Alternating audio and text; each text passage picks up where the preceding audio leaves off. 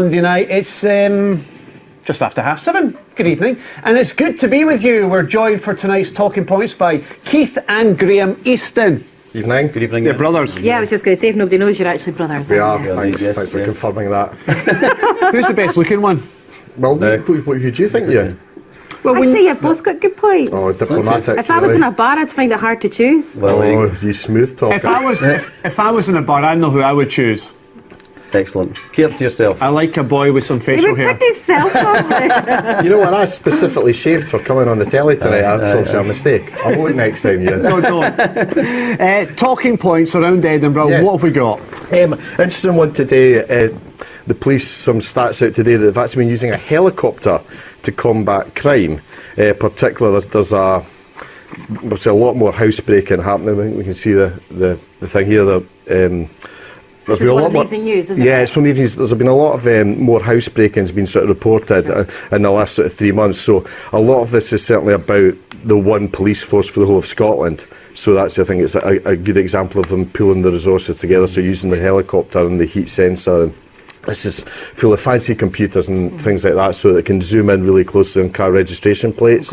So they're obviously using it as a bit of a sort of positive news story in terms of to back up the stats that they've got on the crime figures. I've actually seen us flying about loads recently, and that's what it's been. That's what it is. Yeah, they seem to have a good strike rate, as it were. I mean, there's a lot of, people around there will tell you anecdotally, there's been a lot of crime, bike theft particularly, but the stats seem to back up the fact that it's kind of caught quite a few juveniles, is a good word from the past, juveniles thieving bikes, but there was a 90% reduction over a 5-day period. So the helicopter's obviously doing its job, and probably, putting the frighteners at a few people. Well, I was just going to ask, do you think by the police doing this and putting the helicopter out, it's going to give people a lot of faith that the rate will go down for crime? I think you're looking for deterrence, aren't you? Yeah. What's the deterrent, and then what's the consequence for it? So this idea that the technology is there that can really zoom in on things like our number plates and then obviously side streets, the heat sensor stuff, I think is really big in terms of the technology they're using. So, I think it's obviously providing a bit of reassurance as well. Do they use it at night as well as during the day? I mean, a lot of evidence to back up the statistics. They also said that in Edinburgh there's a lot of kind of nooks and crannies around, but it's actually quite a useful tool to have. I mean, rather than sort of chasing along streets and sort of classic cop style, but actually, it does actually work quite well. But you don't really see a lot now, do you? You don't really see the two bobbies running down the roads. I'm just imagining the helicopter going in between the narrow streets doing that weaving in and out kind of thing, like out of a movie. I like Die Hard. Die Hard stuff, Policemen hanging out. But whatever works, to be honest with you. I mean, there's lots of strategies out there, CCTV and all that, but maybe this actually been an unexpected success. But I think the interesting thing is with one police force in Scotland now as well. I think that it's very much a part of, this is how we pull all the resources together. So it's not a Strathclyde helicopter, so we can't use it anywhere. I think they're kind of spinning it a little bit, but it's great for reassurance for people. Yeah, great story and brilliant to reassure the public.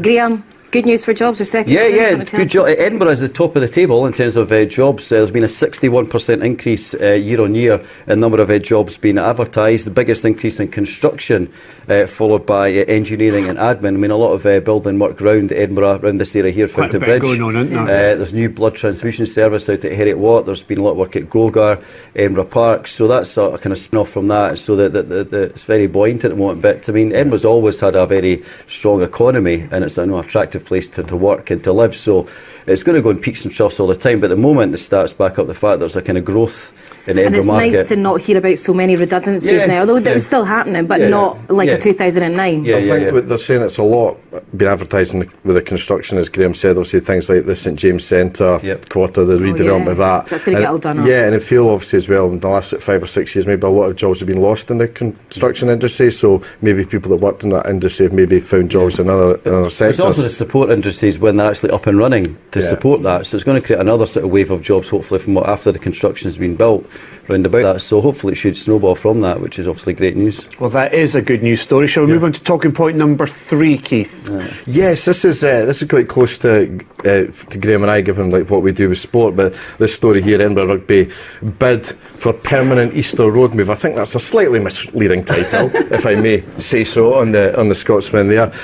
Usually when Edinburgh, around the time of the Six Nations, depend on Edinburgh's fixture schedule, they probably would have to maybe relocate. In the past few seasons, they've played some games at Myerside and at Megatland. Right. So I think it's come from that. Yeah. But it does bring up the age-old debate of 4,000 people rattling about in Murrayfield, and is it a longer-term move? So this has come out. It's Mark Dawson, Chief Exec at Scottish Rugby, was interviewed on another channel over the weekend, and this was one of the things that's been picked out from it. I think it's a great idea. Yeah. To go to Easter Road? Yeah. I think it's a great idea to go to Easter Road. Yeah. It's a nice stadium. Whether you're I know you're Jambos. All right. Allegedly. I'm a Meadowbank fan.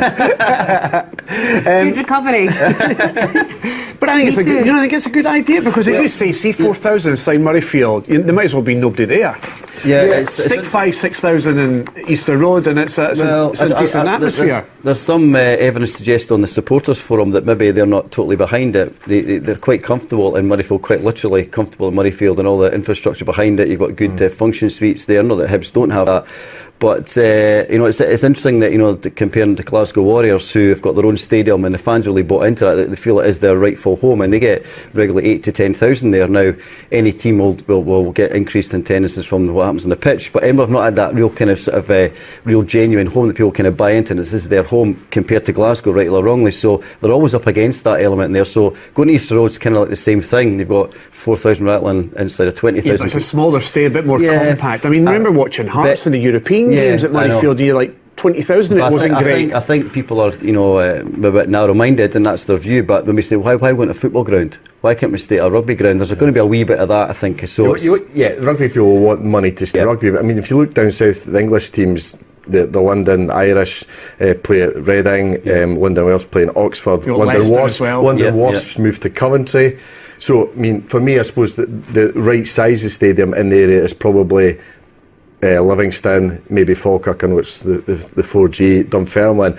But it's the supporters. It's like anything in sport. The supporters need to be treated more like customers. I'm not for a minute suggesting Edinburgh Rugby don't. They've worked so hard to improve the match day experience. But bottom line is, if the team on the pitch are giving you entertaining rugby and winning, people turn up. They've had over 10,000 for their European games in the past. Good for the area as well. Easter Road, Wrestle Regular, Kendal, that huge amount of money spent. But I think if they invested in like the Mireside or Boroughmuir, then I think a lot more support, because it's a traditional rugby ground with a cracking atmosphere, albeit in a smaller ground. And good news for Hibs fans, they'll get to see some decent sport at Easter Road. Well, you said that, not me. All the Hibs fans out there, we go. Leave while it's safe to do